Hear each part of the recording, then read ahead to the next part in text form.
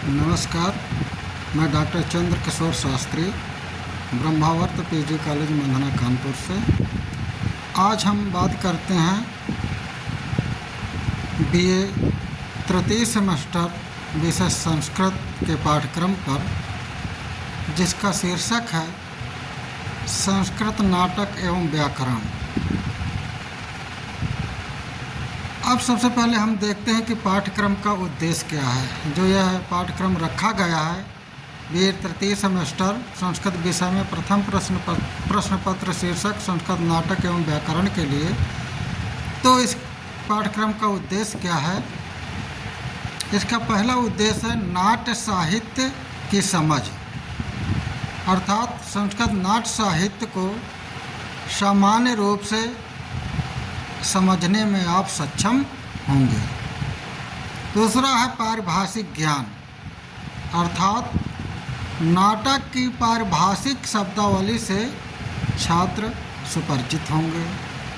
तीसरा है काव्य तत्व बोध, अर्थात नाटक में प्रयुक्त रस, छंद एवं अलंकारों का सम्यक बोध छात्र कर सकेंगे। चौथा है अभिनय कौशल, संवाद एवं अभिनय कौशल में छात्र पारंगत होंगे। पांचवा उद्देश्य है शब्द ज्ञान, अर्थात नवीन पदों के ज्ञान द्वारा छात्रों के शब्दकोश में वृद्धि होगी। और छठा उद्देश्य है सांस्कृतिक बोध, भारतीय सांस्कृतिक तत्वों एवं मूल्यों को आत्मसात कर भारतीयता के गर्वबोध से युक्त उत्तम नागरिक बनेंगे। यह इस पाठ्यक्रम का उद्देश्य है।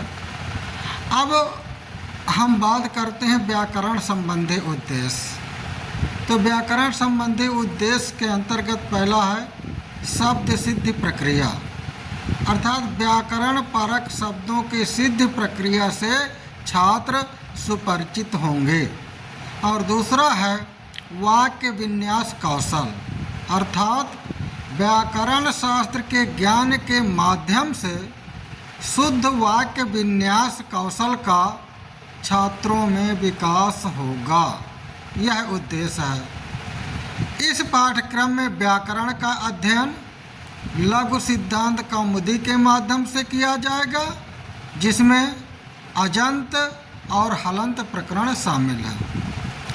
अब पाठ्यक्रम संरचना की बात करते हैं। सिलेबस का स्ट्रक्चर क्या है, इस विषय पर बात करते हैं। तो इस पाठ्यक्रम को दो प्रमुख भागों में विभाजित किया गया है। पहले भाग में नाट्य साहित्य परंपरा और प्रमुख नाटककार, और नाटक में भी देखिए पहला एक नाटक है अभिज्ञान शाकुंतलम, जिसका प्रथम से चतुर्थ अंक पढ़ा जाएगा। और दूसरा नाटक है स्वप्नवासव दत्तम, जिसका प्रथम अंक पढ़ा जाएगा। यह पाठ्यक्रम में है। और द्वितीय भाग में व्याकरण से संबंधित है, जिसमें रूप सिद्धि है, रूप सिद्धि का सामान्य परिचय, अजंत प्रकरण लघु सिद्धांत कौमुदी के अनुसार और हलंत प्रकरण लघु सिद्धांत कौमुदी के अनुसार ये पढ़ा जाएगा। अब इस पाठ्यक्रम में 8 इकाई दी गई हैं, और किस इकाई में क्या विषय है, क्या अध्ययन करना है, सबसे पहले हम उसकी चर्चा कर लेते हैं। तो आते हैं सबसे पहले प्रथम भाग की फर्स्ट इकाई। एक भाग में 4 इकाई हैं। तो प्रथम भाग में पहली इकाई है, जिसका शीर्षक है नाट्य साहित्य परंपरा तथा प्रमुख नाटककार। तो प्रथम इकाई में हम इनका अध्ययन करेंगे। संस्कृत नाट्य परंपरा भारतीय साहित्य की अमूल धरोहर है। इस इकाई में हम निम्नलिखित नाटककारों का अध्ययन करेंगे, जैसे कि भास प्राचीनतम नाटककारों में से एक हैं, जिनके 13 नाटक प्राप्त हुए हैं। दूसरे हैं नाटककार अश्वघोष, ये बौद्ध दर्शन के महान प्रचारक और नाटककार हैं। तीसरे नाटककार का नाम है भवभूति। उत्तर रामचरितम के रचयिता करुण रस के अद्वितीय कवि कहे जाते हैं। चौथे हैं भट्ट नारायण, जिनकी रचना है वेड़ी संहार। और पांचवें हैं विशाख दत्त, जिन्होंने मुद्रा राक्षस की रचना की। राजनीतिक नाटकों के लिए प्रसिद्ध हैं विशाख दत्त। अब आते हैं प्रथम भाग की दूसरी और तीसरी इकाई में। अब दूसरी और तीसरी इकाई में नाटक, जिसका नाम है अभिज्ञान शाकुंतलम। अभिज्ञान शाकुंतलम नाटक के प्रथम से चतुर्थ अंक तक का अध्ययन किया जाएगा। अर्थात द्वितीय इकाई में प्रथम और द्वितीय अंक, और तृतीय इकाई में तृतीय और चतुर्थ अंक का अध्ययन करेंगे। महाकवि कालिदास विरचित अभिज्ञान शाकुंतलम संस्कृत साहित्य का सर्वश्रेष्ठ नाटक माना जाता है। इस इकाई में हम पहले से चौथे अंक तक का अध्ययन करेंगे। अब पहले देखते हैं प्रथम द्वितीय अंक के विषय वस्तु क्या है संक्षेप में। तो प्रथम और द्वितीय अंक में देखिए, राजा दुष्यंत का शकुंतला से मिलन होता है प्रथम अंक में, और द्वितीय अंक में उनसे प्रेम होता है और गंधर्व विवाह दोनों कर लेते हैं, राजा दुष्यंत और शकुंतला। तृतीय अंक में दुर्वासा ऋषि का शाप होता है, और चतुर्थ अंक में शकुंतला की विदाई होती है। और विदाई के पश्चात जब राजा दुष्यंत के राज दरबार में शकुंतला पहुंचती है तो राजा दुष्यंत उसे पहचानने से इनकार कर देते हैं। इन अंकों में अर्थात प्रथम से चतुर्थ अंक तक में श्रृंगार, करुण, वीर रस का अद्भुत संयोजन देखने को मिलता है। कालिदास की काव्य प्रतिभा और नाट्य कौशल का यह नाटक उत्कृष्ट उदाहरण माना जाता है। अब देखिए चौथी इकाई में क्या है। प्रथम भाग के चौथी इकाई में हम स्वप्नवासव दत्तम नाटक का प्रथम अंक का अध्ययन करेंगे। यह नाटक महाकवि भास द्वारा विरचित है, जो संस्कृत नाट्य साहित्य का एक महत्वपूर्ण नाटक है। इस इकाई में हम केवल प्रथम अंक का अध्ययन करेंगे।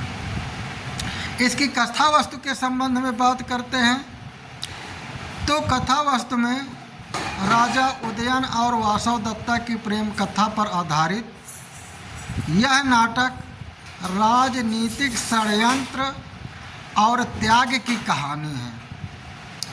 प्रथम अंक में वासव दत्ता के अग्नि में भस्म होने की झूठी अफवाह और उदयन के पद्मावती से विवाह की योजना का वर्णन है।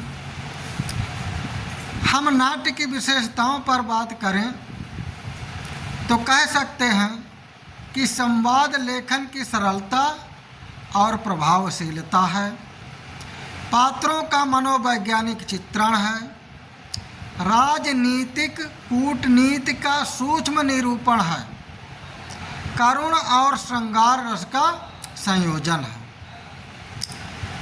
अब द्वितीय भाग देखते हैं। इस प्रश्न पत्र का द्वितीय भाग इकाई 5वीं, जो व्याकरण से संबंधित है। 5वीं इकाई में हम रूप सिद्ध अर्थात अजंत प्रकरण पुल्लिंग का अध्ययन करेंगे। लघु सिद्धांत कौमुदी के अजंत प्रकरण में पुल्लिंग शब्दों की रूप सिद्ध का अध्ययन किया जाएगा।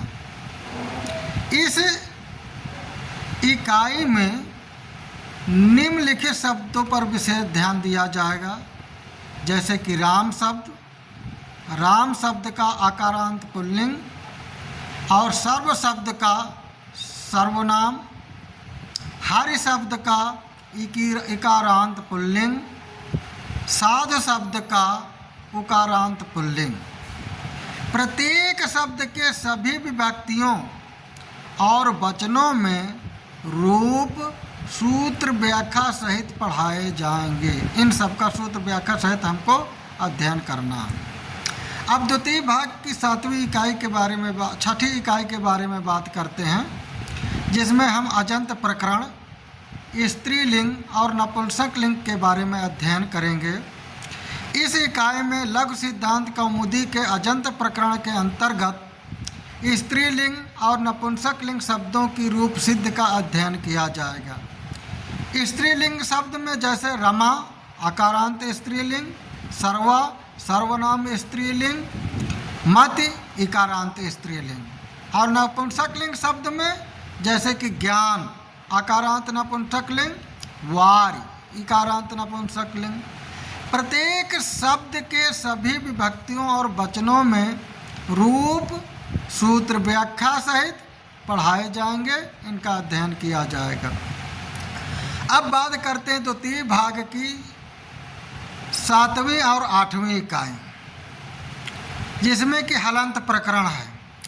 हलंत प्रकरण में पुल्लिंग शब्द के इदम सर्वनाम, राजन नकारात्मक, तद सर्वनाम, अस्मद उत्तम पुरुष, युष्मद मध्यम पुरुष, किम प्रश्नवाचक।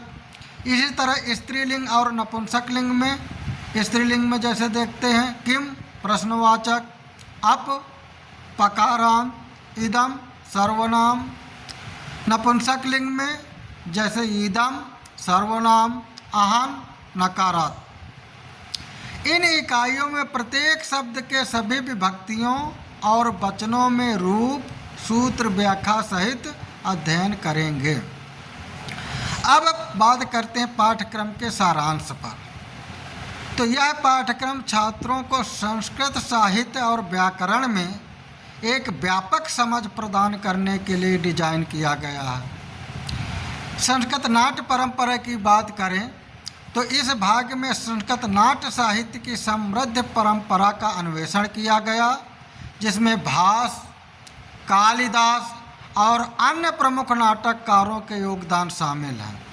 अभिज्ञान शाकुंतलम के प्रारंभिक अंक और स्वप्नवासव दत्तम का प्रथम अंक विशेष रूप से अध्ययन किए गए, जिससे नाट्य कला, रस और अभिनय कौशल की गहन समझ विकसित हुई।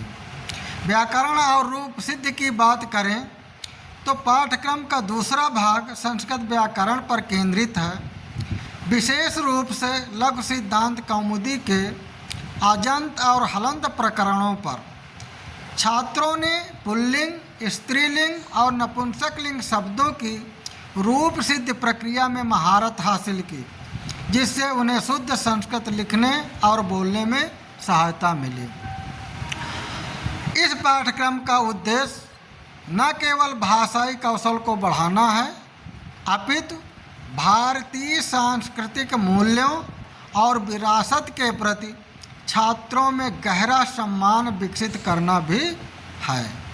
आपके बहुमूल्य समय और ध्यान से सुनने के लिए हार्दिक धन्यवाद। आपका दिन शुभ हो।